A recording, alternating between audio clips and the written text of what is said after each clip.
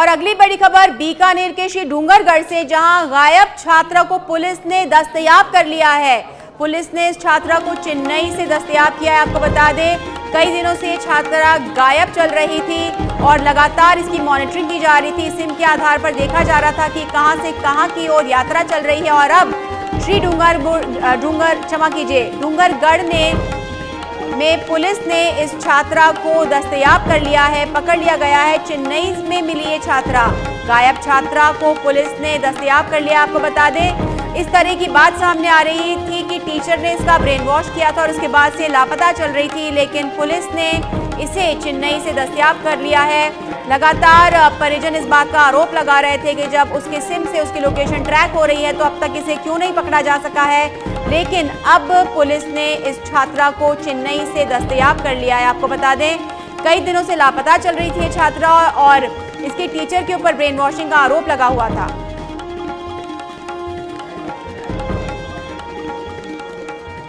और इस पर जानकारी देने के लिए हमारे सहयोगी अशोक जुड़ चुके हैं फोन पर हमसे। अशोक, क्या है पूरा मामला, कैसे मिली छात्रा?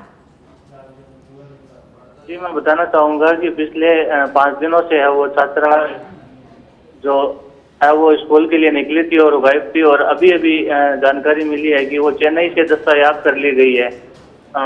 और टीम जो है जो है वो चेन्नई में पहुंच रही है और उसके 10 से 12 घंटों के अंदर वो श्री डूंगरगढ़ पहुंचेगी। जी अशोक, क्या चेन्नई पुलिस की भी मदद ली गई? कैसे इसे ट्रेस किया गया? बिल्कुल, चेन्नई पुलिस की जो है वो मदद ली गई थी और अभी इसके बारे में पूरी जानकारी है वो अधिकारियों से जो है बातचीत चल रही है। आप रोकेंगे एक बार अशोक, आपको रोकेंगे और बात करेंगे एसपी बीकानेर तेजस्विनी गौतम जी से। मैम, आपका बहुत बहुत स्वागत है सच बेधड़क में। कई दिनों से ये खबर सुर्खियों में चल रही थी। मैम, कैसे आपने इस पूरी घटना को देखा, कैसे मॉनिटर किया? देखिए, लगातार हमारी टीमें पहले दिन से काम कर रही थी। मैंने एक एसआईटी भी गठन कर दी थी। खुद मैं, मेरे जो बैचमेट जो लोकल पुलिस अलग अलग जिलों में कार्यरत हैं, उन सबके पास, चाहे वो आरपीएफ हो चाहे जीआरपी हो, हर जगह हम लोग रेलवे की कोऑर्डिनेशन से, लोकल पुलिस की कोऑर्डिनेशन से लगातार काम कर रहे थे। इंटरनेट के माध्यम से जो भी ये अपलोड कर रही थी, उसमें हमारी जो साइबर टीम लगी हुई थी, टेक्निकल टीम, वो लगातार लोकेशन ले रही थी। और आज फाइनली हमें सफलता मिली है। दोनों जो हैं हमें सेफली मिल गई हैं और अब उन्हें हम वापस बीकानेर लाने की प्रक्रिया में हैं। जी मैम, ये जो छात्रा है ये अकेली निकली थी, क्या हुआ पूरा मामला, क्या कुछ अपडेट है आपके पास में, क्या आप बताना चाहेंगी?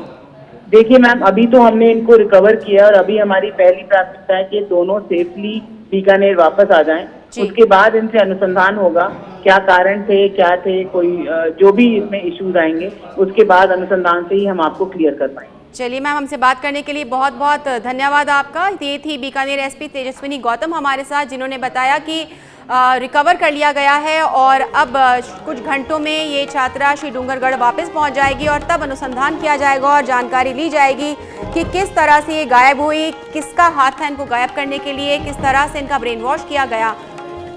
और इसी पर हमारे से बात कर रहे थे हमारे सहयोगी अशोक पारिक हमारे साथ में। अशोक, बताएं, ये मामला आ रहा था ब्रेन वॉशिंग का, किस तरह से ये छात्रा घर से निकली, क्या है पूरा प्रकरण? जी, 30 तारीख को जो है जो शिक्षिका और दोनों जो लड़कियां हैं वो सुबह 7:30-8 बजे के करीब है वो अपने घर से निकली थी और जब शाम तक वापस नहीं लौटी तब परिजनों ने है वो पुलिस को सूचना दी और मामला दर्ज करने के बाद में पुलिस है वो एक्टिव हो गई और लगातार जो है कोशिशें 8 टीमें गठित करके और जो दोनों छात्राओं की तलाश में जुट गई थी और लगातार उनको ट्रेस किया जा रहा था जी। और अब जाकर जो है वो मिल गई है और दस्तयाब कर ली गई है। जी अशोक, तमाम जानकारी के लिए बहुत बहुत धन्यवाद। तो ये दोनों छात्राओं को दस्तयाब कर लिया गया, कुछ ही घंटे में श्री डूंगरगढ़ पहुंच जाएंगी।